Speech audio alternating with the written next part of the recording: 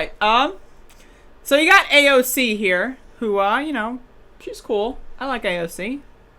If you don't like AOC, chances are you're probably an incel, to be honest with you.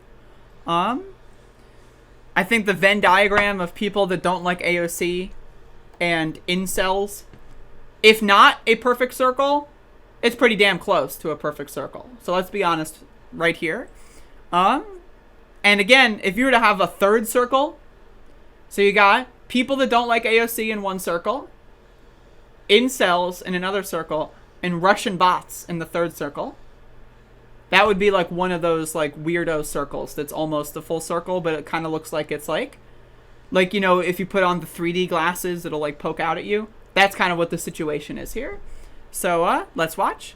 And, the several Republican members of Congress who opposed raising objections to the certifying the Electoral College vote have written a letter to President-elect Biden opposing impeachment. Here's what the letter says. It says, in the spirit of healing and fidelity to our Constitution, we ask you formally request that Speaker Nancy Pelosi discontinue her efforts to impeach President Donald J. Trump a second time. A second impeachment only days before President Trump will leave office is as unnecessary as it is inflammatory. They're saying for the sake of unity, forego impeachment. Well, I think there's a couple of things. One is we have to understand that what happened on Wednesday was insurrection against the United States. That is what Donald J. Trump engaged in, and that is what those who stormed the Capitol engaged in. And so when we talk about healing, the process of healing is separate and in fact requires accountability. And so let's analogize this, right? Let's say I have a gun and your grandmother and I we're friends, we play bridge together. So I have a gun and I shoot and kill your grandma and everyone else that plays bridge. Just kill them all, right? And then when you come over and say, what the fuck, you just killed my grandma, what if I just said, well, I did just kill your grandma, but come on, we've been friends since kindergarten. Are you really going to let that ruin our friendship? Come on. What about healing? We've been friends since grade school. You're really... Sure, I just massacred your fucking grandma, but we've been friends forever. Aren't you just going to let me get away with it? That's what they're asking. That's what Republicans are demanding. Is separate and in fact requires accountability.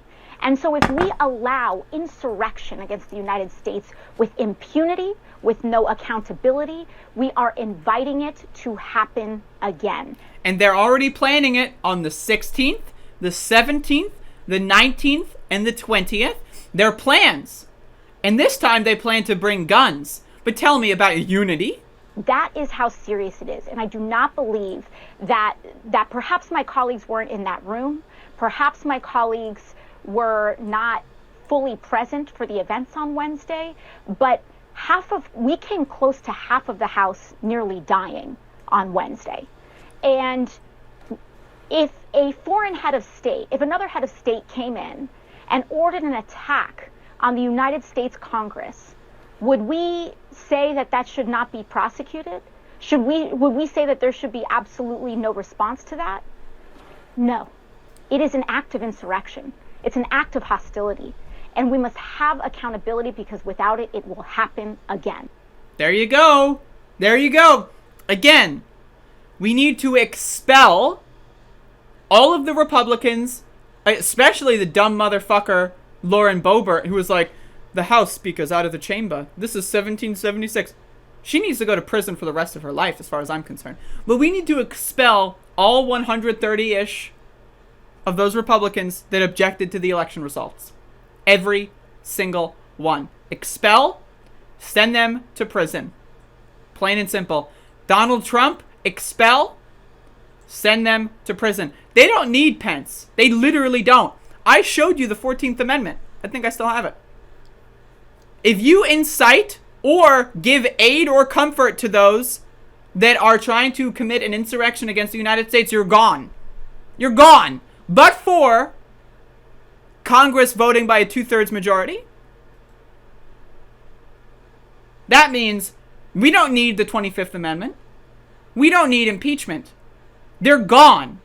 All they need to do is invoke Section 3 of the 14th Amendment, and they're gone. That's it. No vote.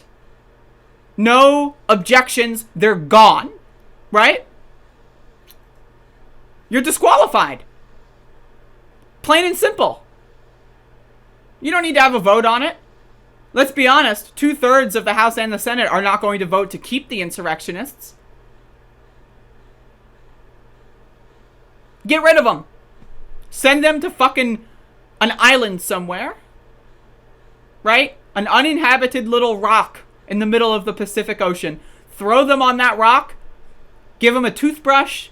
Give them an axe. Tell them to pick themselves up by their bootstraps. In fact, don't even give them boots. Just give them bootstraps. They don't need boots. What do they need boots for? No shoes, no service? That's an infringement on my right. They don't need boots. All they need are bootstraps. Get rid of these motherfuckers. Get fucking rid of them. You don't even need a vote. Literally. Don't need a vote. Don't need to rely on anyone. All Nancy Pelosi needs to do is say 14th Amendment, Section 3. Boom. Gone. As far as I understand. Now, maybe I'm wrong. It's possible I'm wrong. I mean, if someone wants to explain it to me, but it says you are disqualified for office if you give aid or comfort to insurrectionists unless Congress votes for 2/3 of each house.